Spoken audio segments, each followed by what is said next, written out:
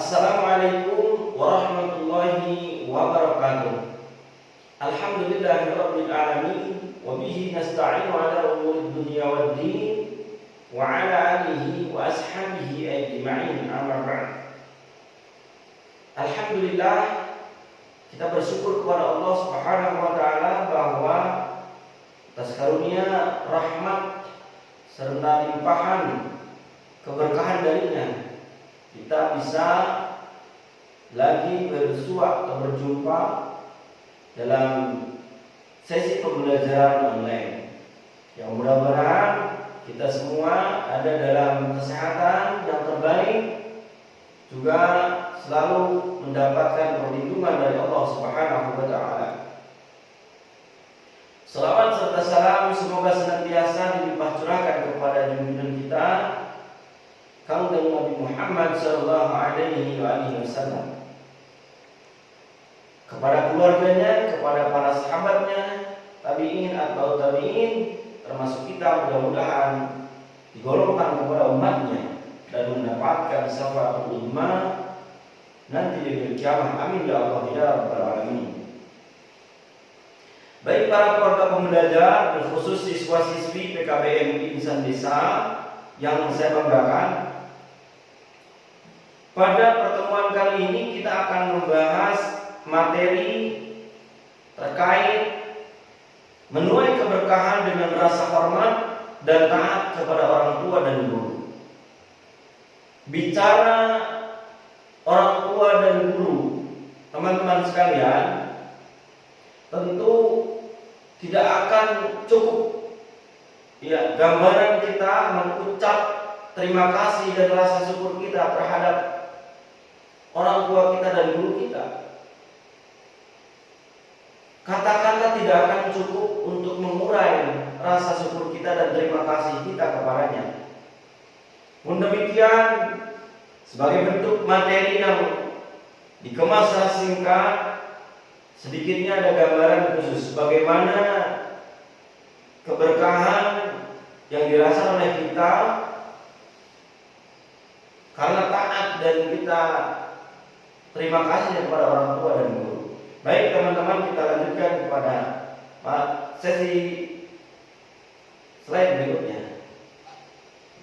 Kalau kita melihat pada slide ini, ada sebuah gambar, sedangkan teman-teman juga sambil melihat ke layar di samping saya.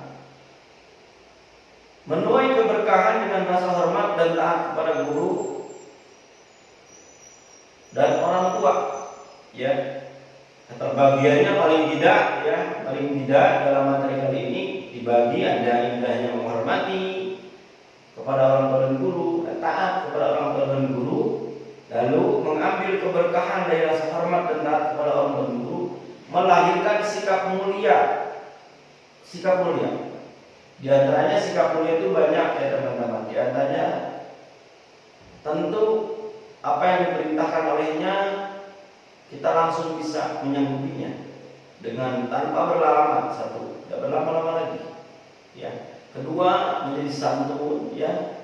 Terus juga berperilaku baik, dan juga banyak lagi ya sikap mulia yang akhirnya terlahir dari rasa menghormati kepada orang tua dan guru. Ya. Sikap terbaik kita, tentu kita juga misalkan belajar punya prestasi terbaik, itu juga bagian dari penghormatan terhadap guru ya dan orang tua, karena kita berarti belajar itu ya dengan sungguh-sungguh, itu berarti juga menghargai dan bersyukur atas kita punya guru dan tentu orang tua di sini gitu ya, tidak terpisahkan. Baik teman-teman sekalian yang saya banggakan, ini ada sekelumit diskusi ya. Ini diskusi yang mungkin diskusi ini teman-teman sudah sering dengar ya di kampung halamannya atau di lingkungan masyarakatnya maupun di kajian-kajian mungkin sudah sering dengar. Tapi ada baiknya kita juga mengulas ya sedikit, karena ada sebuah pepatah mengatakan ibunya ilmu pengetahuan itu adalah pengulangan. Maksud saya di sini ya, repetisi atau pengulangan itu adalah hal yang sangat mutlak, wajib teman-teman, dan kita semua lakukan. Melakukan apa? Melakukan pengulangan materi dan pengulangan khasanah-khasanah, pengetahuan-pengetahuan yang bersifat itu untuk input kepada kita, kepada diri kita untuk input hingga melahirkan output. Output yang baik, input yang baik itu dari baca, dari melihat, dari mendengarkan materi, paparan dan sebagainya, itu mengulangi walaupun sudah tahu, tapi diulangi hingga meresap, hingga benar-benar materi itu terkuasai sehingga mendapatkan hasil yang maksimal. Ini contoh diskusi dalam sesi kali ini. Ada siswi ya yang bernama Mela begitu. Dia bertanya kepada ustazahnya, gurunya. Assalamualaikum ustazah. Waalaikumsalam Mel. Saya mau bertanya. Boleh ya ustazah? Silakan Mel. Ustazah, apa yang dimaksud surga di bawah telapak ibu? Kata ustazah menjelaskan, maksudnya surga atau nerakanya seorang anak bergantung pada ibunya. Peran ibu sangat menentukan bagi kehidupan seorang anak. Oh begitu kata Mela.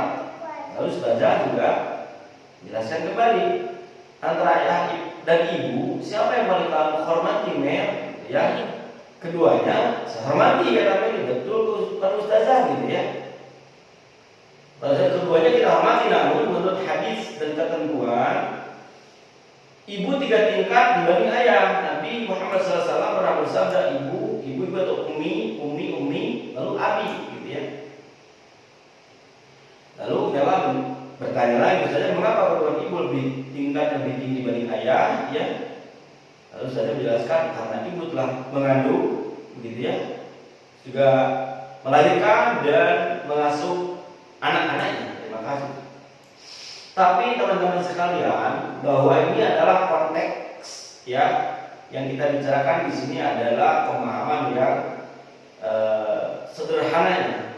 Kalau kita mau mengeksplor lagi kepada isi yang lebih mendalam, sebenarnya ini tidak kontekstual bahwa harus menyayangi ibu itu 3 kali, ayah sekali, tidak seperti itu teman-teman. Tapi secara bobot derajat ibu lebih tinggi ya, begitu. Tapi bukan kita juga harus ya mengecilkan peran ayah, begitu ya. Karena peran ayah pun sangat besar. Ada bahwa dari satu studi dikatakan, dari satu studi dan jurnal yang mengatakan kalau ibu mengandung hanya 9 bulan, mungkin menyusui 2 bulan sampai sapihannya gitu kan ya. Tapi kalau seorang ayah yang mengandung anaknya, pikirannya itu mungkin selama-lamanya, semasa hidupnya. Ya, jadi peran ayah juga sangat penting. Ada sebuah hadis diriwayatkan oleh hadis At-Tirmidzi ya, Ibnu Hibban dan juga Imam Hakim. Tentu ini hadisnya sahih. Ridul walidain wa suhbullah fi suhbil walidain. Jadi ridhonya Allah itu ridhonya orang tua, dan murkanya Allah juga itu berada pada murkanya orang tua. Itu dipahami saja teman-teman, bahwa kalau ingin melihat Allah senang ini ya senangkan ibu ayahmu begitu. Itu secara singkat seperti itu. Lalu diperkuat lagi di dalam Quran surah Luqman ayat 14, A'udzubillahi minasyaitonir rajim. Wa wasaina al-insana biwalidayhi hamalathu ummuhu wahdan 'ala wahnin wa fisaluhu fi 'amaini an ishkur li wa liwalidayka ilayya al-masir. Di sini jalan dengan perintah Allah dalam Al-Quran. Artinya, dan kami berintah kepada manusia dan berbuat baik kepada orang tuanya. Ibunya telah mengandungnya dalam keadaan lemah dan bertambah ya, dan menyapinya dalam usia 2 tahun. Bersyukurlah kepada Allah dan kepada orang tua, kedua orang tua, hanya kepada kepada aku kamu kembali. Nah, ini dari Quran surah Luqman juga penjelasan. Baik, untuk mengakhiri materi kali ini ya, kita tentu masuk ke rangkuman ya, bahwa seyogianya kalau berbicara masalah ayah, ibu dan guru itu memang teman-teman luar biasa ya, akan ada habisnya. Tapi ini untuk mempersingkat waktu dalam materi kali ini, saya coba merangkum saja ya teman-teman, bahwa dari yang tadi saya paparkan minimal ada 6 ya, ada 6 rangkuman atau catatan yang wajib teman-teman ketahui dan juga ingat, bahwa satu, menghormati dan menyayangi orang tua merupakan kewajiban seorang anak, yaitu mutlak. 2, seorang siswa wajib menghormati dan mentaati gurunya selama itu kebaikan ya teman-teman, dalam koridor kebaikan ya, begitu ya, ditaati itu kebaikan ya. Yang ketiga, menghormati kedua orang tua dan guru akan ada keberkahan dalam hidup tentu ya teman-teman, tentu ya, itu luar biasa. Seorang ibu memiliki kedudukan 3 tingkat dibanding bapak secara konteks, yaitu bobot atau derajat ibu lebih tinggi ya daripada ayah, karena itu sesuai sabdanya gitu ya. Terus yang kelima, salah satu bentuk berbakti kepada orang tua dan guru adalah mendoakan mereka setiap saat ya, seperti doa yang diajarkan Rabbi firli wa lidayya wa hamduma kama rabbayani saghira di antaranya. Terus yang terakhir, orang tua dan guru telah berjasa besar bagi kehidupan kita. Akhir kata, saya dalam materi ini mengakhiri materi. Insyaallah kita akan bertemu dalam materi berikutnya, di sesi berikutnya. Cukup sekian. Mohon maaf apabila ada salah-salah kata. Saya tutup. Wallahul muwaffiq ila aqwamit thoriq. Wassalamualaikum warahmatullahi wabarakatuh.